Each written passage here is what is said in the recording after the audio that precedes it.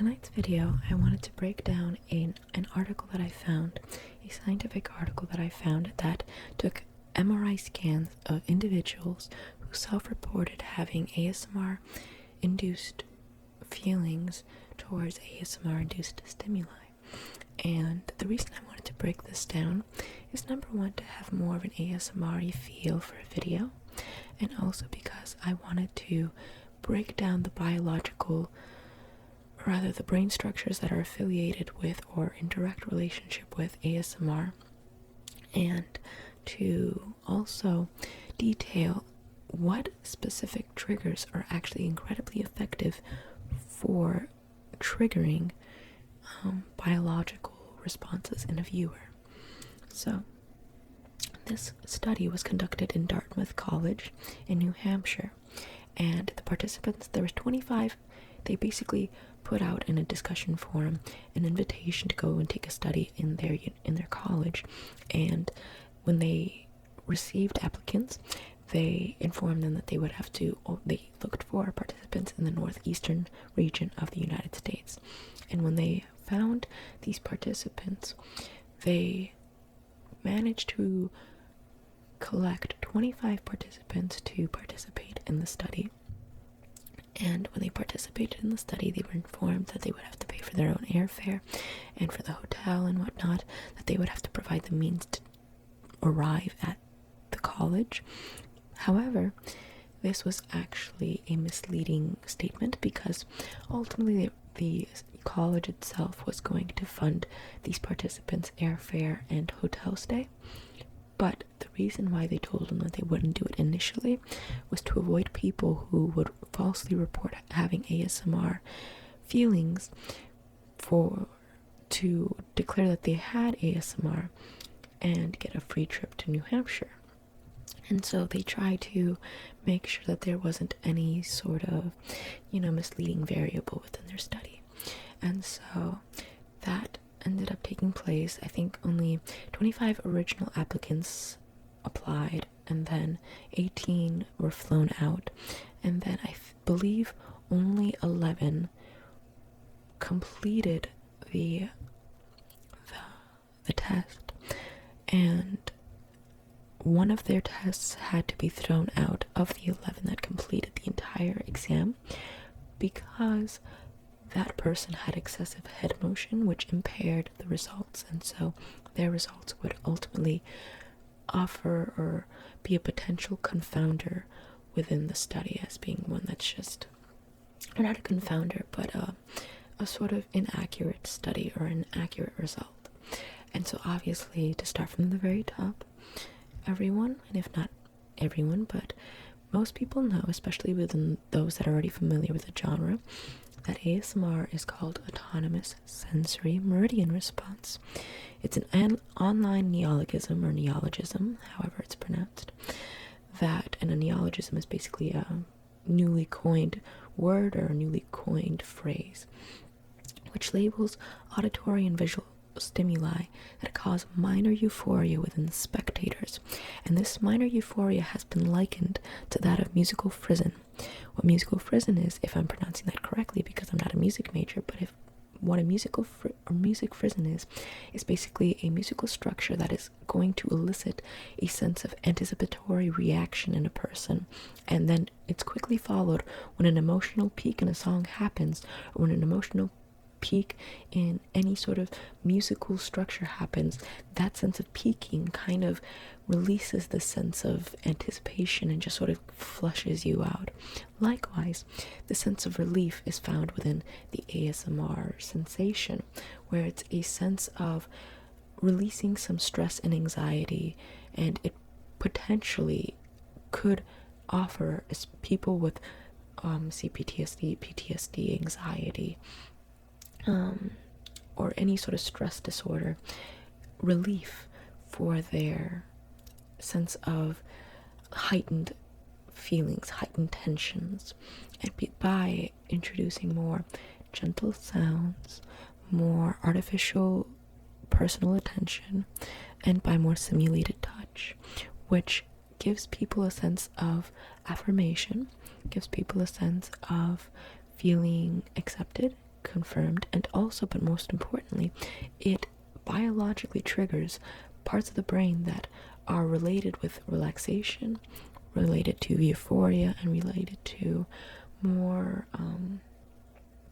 more stress relieving aspects. So let me just scroll on down. So it is hypothesized that brain structures related to relaxation will demonstrate higher activation within those watching ASMR-inducing stimuli than in individuals without ASMR-inducing stimuli. Let's see. Gentle sounds, artificial personal attention, and visual triggers produce a physical reaction through direct auditory and visual stimuli. Thus, brain functions must react in coordination with their sensory information. I also like the little Russian hat I put on my microphone.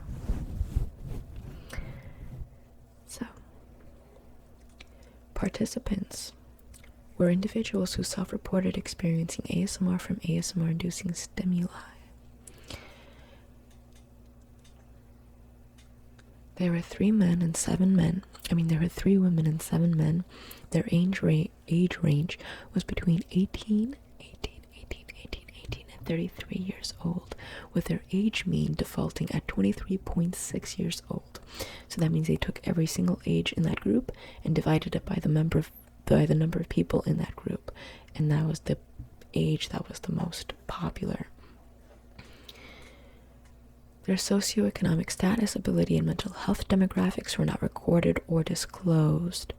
So I believe that for this study, one critique I would give it would be that they should have disclosed the mental health demographic, because that could potentially aid in their better studying ASMR and how it induces reaction in their viewers.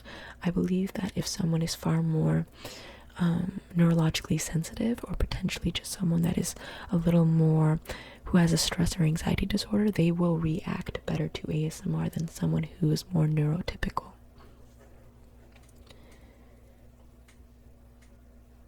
This was just a non-equivalent control group post-test survey, which basically means that there wasn't a control group, which was that there wasn't a group of people that were not watching ASMR, that the group of people watching ASMR were being compared to. The way this procedure was being conducted was that, or the way this process was being conducted, was that they took images of the individual's brain, of all the or rather not images, but they took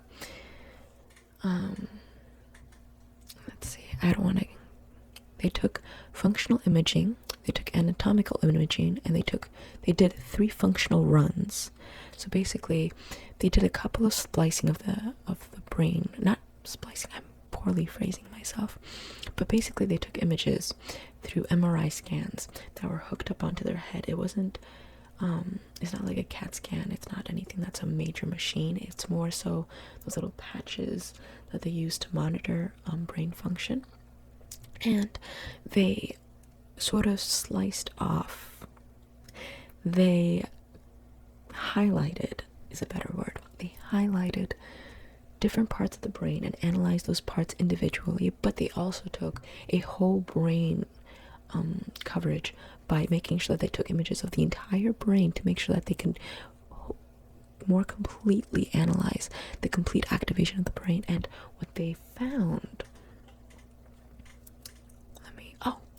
they included videos from Heather Feather, they included videos from Gentle Whispering, they included videos from just unintentional ASMR.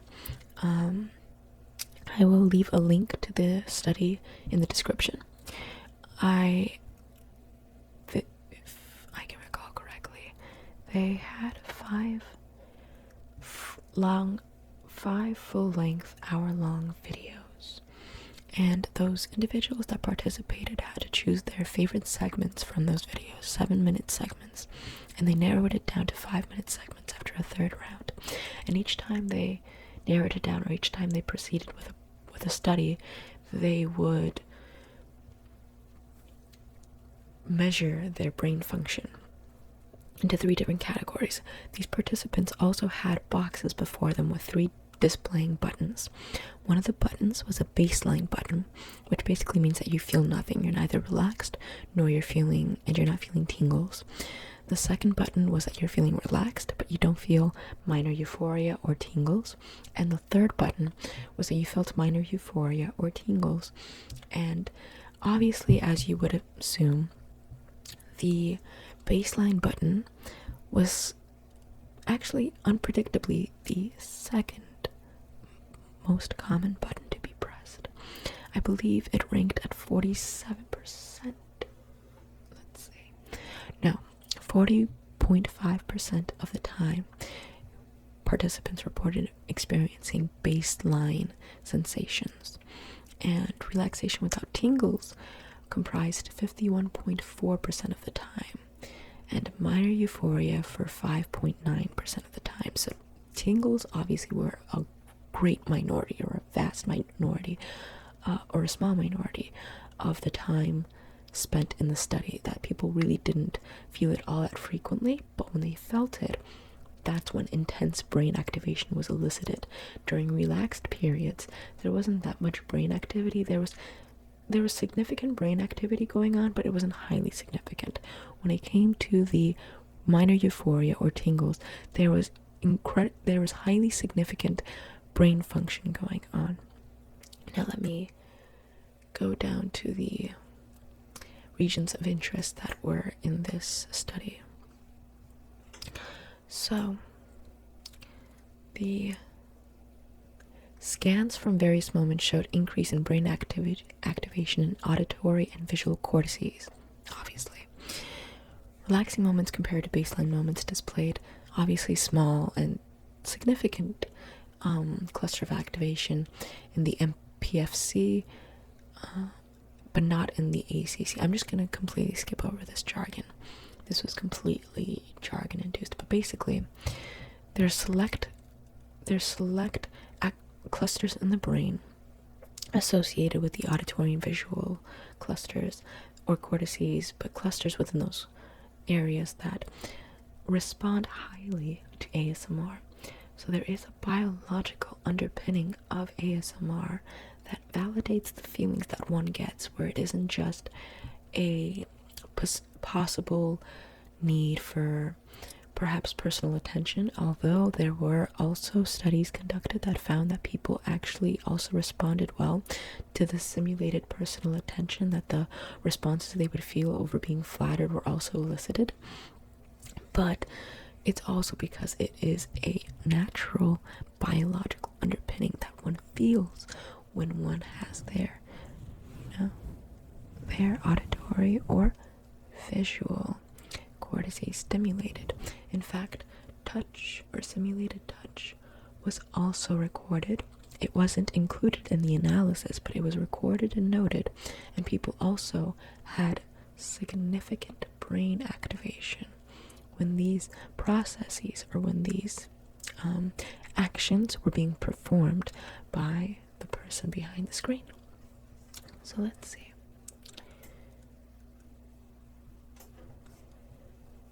So my only critique really of this study was that they shouldn't have overlooked the mental health portion of it, because I think that could greatly influence the study, and I think the fact that they overlooked it could potentially create confounders for their study, where if someone, for example, has greater mental health issues than someone beside them, they could possibly react to ASMR far more than the person beside them, and if they don't recognize what the difference between those two individuals are, then they're probably going to chalk it up to an incorrect hypothesis or an incorrect judgment. And another potential confounder is also when the individuals that were participating in the study, they had this mechanics on their head. They had things monitoring them, they had equipment that they could watch, they had auditory stimulus and everything, but their head was also firmly cushioned from side to side, with cushions.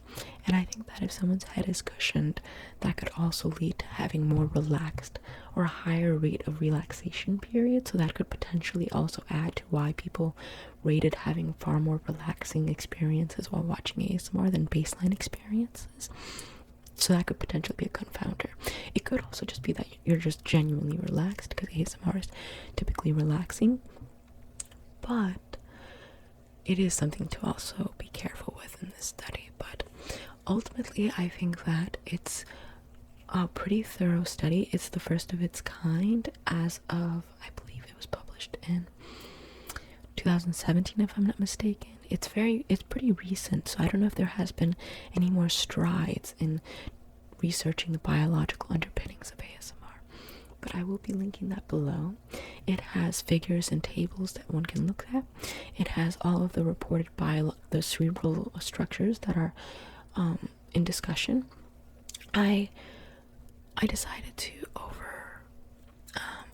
omit discussing the cerebral structures only because there's such jargon that they're not even discussing, like, oh, this is the parietal lobe, oh, this is the prefrontal cortex, or whatever. It's legitimately, I would say it's acronyms, but I don't even know if they're acronyms, but they're minor sections of the brain that I have no idea how to identify, and I'm not going to pretend that I know how to identify them. So I'll leave the study in the description below.